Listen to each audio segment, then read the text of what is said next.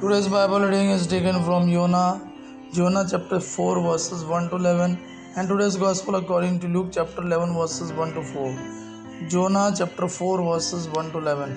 It displeased Jonah exceedingly that God did not do the evil which he had said he would do to Nineveh.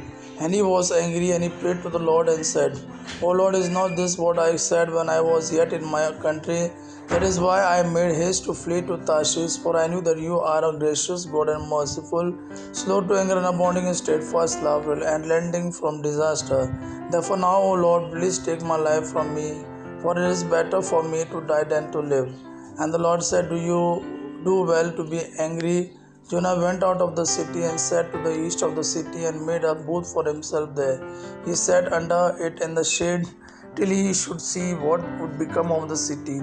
Now the Lord God appointed a plant and made it come up over Jonah, that it might be a shade over his head to save him from his discomfort.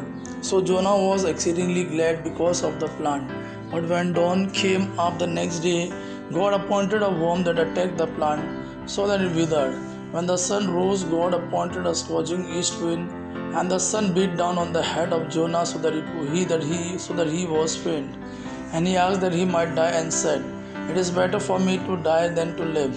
But God said to Jonah, Do you do well to be angry for the plant? And he said, Yes, I do well to be angry enough to die.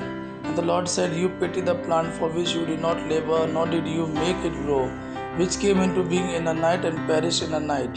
And should not I pity Nineveh, that great city, in which there are more than 120,000 persons who do not know their right hand from their left, and also much cattle?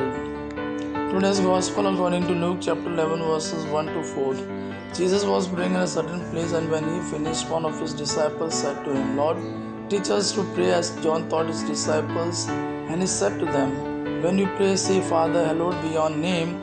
Your kingdom come, give us this each day our daily bread, and forgive us our sins, for we ourselves forgive everyone who is indebted to us. And lead us not into temptation.